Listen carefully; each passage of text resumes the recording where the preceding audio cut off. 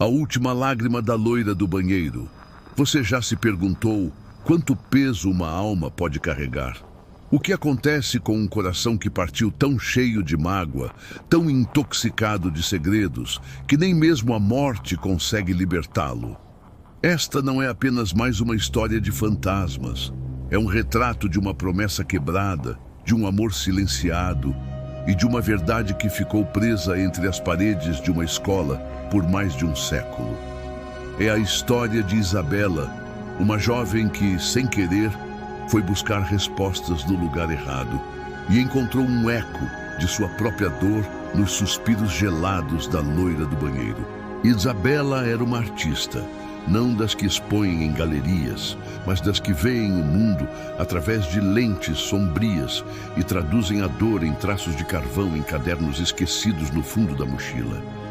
17 anos, e já carregava nos ombros a pesada cortina de silêncio que se abateu sobre sua casa após a partida do irmão mais novo.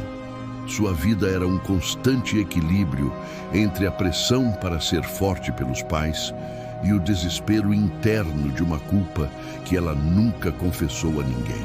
Ela se escondia nos corredores vazios da escola no período da tarde, onde o eco de seus passos era a única companhia que suportava. E Lucas era o oposto. Popular, atleta, o sol que aquecia os corredores. Mas por trás do sorriso fácil, havia uma curiosidade insaciável pelo desconhecido e uma lealdade feroz por Isabela, a única pessoa que não o via apenas como o capitão do time. Ele era o farol que insistia em iluminar suas sombras, mesmo quando ela pedia para ficar no escuro.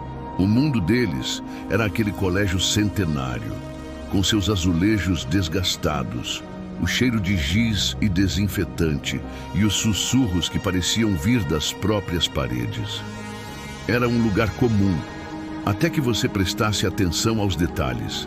A sombra que se mexia no canto do olho, o arrepio súbito em um dia quente e a lenda. Sempre a lenda. O incidente incitante veio disfarçado de brincadeira. Um desafio. É só bater 3 vezes na porta do último box, dar a descarga e dizer o nome dela. Dizem que ela aparece e faz uma pergunta. Se você responder certo, ela some. Se errar... Lucas, com seu jeito destemido, arrastou Isabela para o banheiro do 3º andar, aquele que sempre ficava fechado após o horário das aulas. Vai ser engraçado, Isa, para você botar essa sua imaginação macabra no papel de uma vez. Ele não entendia que a escuridão dela não era um acessório, era parte de seu osso. Relutante, com o coração batendo forte contra as costelas, Isabela aceitou. A atmosfera no banheiro era pesada, o ar parado e frio. Ela bateu 3 vezes na madeira descascada. O baque ecoou como um tiro no silêncio. Ela puxou a corrente da velha descarga, um gemido metálico e agonizante que se arrastou por segundos intermináveis. E então sussurrou: Eleonora. Nada. Um alívio breve e cortante, até que o frio chegou. Não era uma brisa, era uma queda brusca, um manto gélido que envolveu tudo, fazendo o vapor de sua respiração formar nuvens espessas no ar. E então, uma voz, tão fina quanto o tilintar de cristal quebrado, veio de dentro do box fechado. Onde está meu anel? A partir daquele momento, a normalidade desmoronou.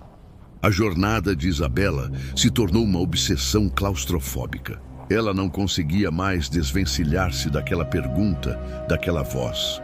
A loira do banheiro, Eleonora, não era um espectro vazio de lendas infantis. Era uma presença específica, uma dor com um nome. As aparições não eram apenas visões aterrorizantes, eram manifestações de um sofrimento profundo. O frio que a acompanhava era o frio do abandono. Isabela começou a investigar, mergulhando em arquivos empoeirados da escola e em registros históricos da cidade, com Lucas agora ao seu lado. Não mais como o desafiante, mas como o protetor assustado. Cada obstáculo era uma camada a mais de mistério.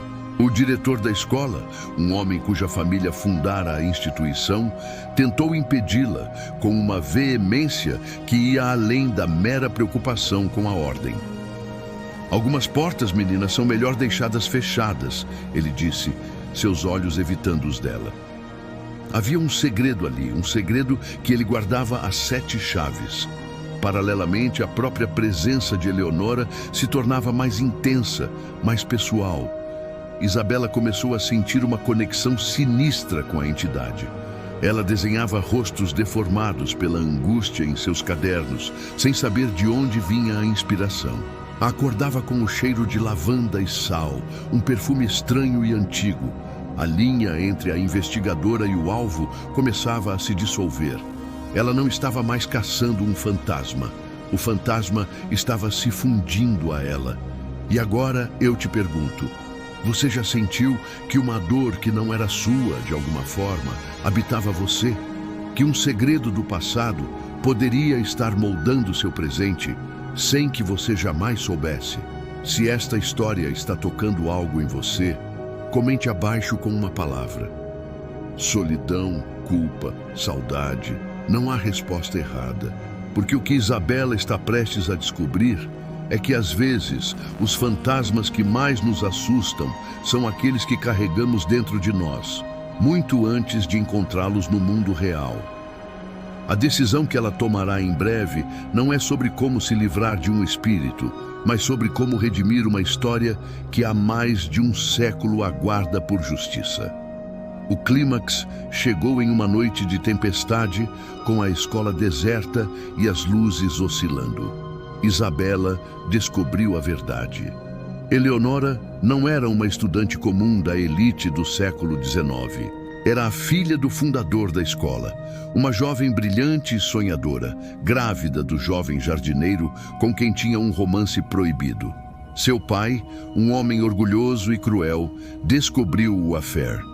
Para evitar o escândalo, ele trancou a filha em seus aposentos, forçando-a a um aborto que seu corpo frágil não suportou. Ela morreu sozinha e desconsolada no banheiro da família, jurando que seu amor a encontraria no além. O anel que ela sempre perguntava era uma simples aliança de flores silvestres que o jardineiro lhe dera, sua única prova de um amor verdadeiro. Isabela, com Lucas segurando sua mão, enfrentou o diretor, o tataraneto daquele homem cruel, no próprio banheiro assombrado. O ar estava tão gelado que doía nos pulmões.